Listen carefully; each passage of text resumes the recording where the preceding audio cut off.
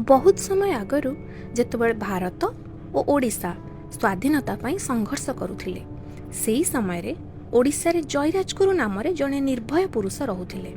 से थिले खोर्धार युवराजांकर राजगुरु एवं रक्षक। जयराजगुरु निज माटी माँ को बहुत भल पाउथिले। से ओडिशार स्वाधीनता को इंग्रेज माने छड़े नबा कथाटा को जमा सही पारु नथिले।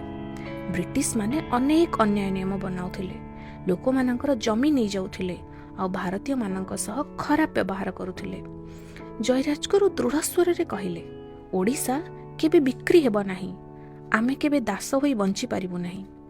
आ तापरे से साहसी पाइक सेना माननकु एकत्र करिबा आरंभ कले। पाइक माने ओडिशार शक्तिशाली सैनिक थिले। से माने खंडा लाठी एवं हृदय रे साहस सह प्रशिक्षण नेउथिले।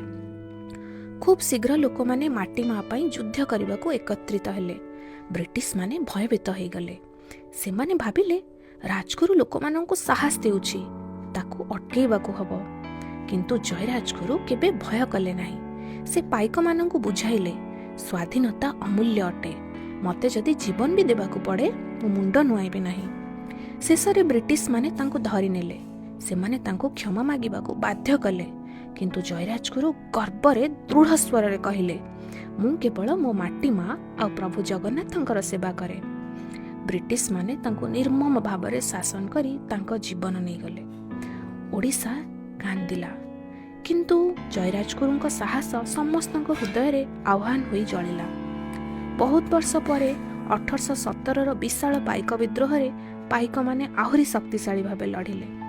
आज मध्य जयराजगुरु को मने पका जाए ओडिशार स्वाधीनता संग्राम प्रथम महाशहीद। नीति शिक्षा है, सत्य नायक माने केबे निज साहस छाड़ती नहीं। से माने सत्य और स्वाधीनता पाई बंचंती एवं जीवन दियंती। आज पई एतिकी सांग माने, पुणी देखा हबो। Bye bye.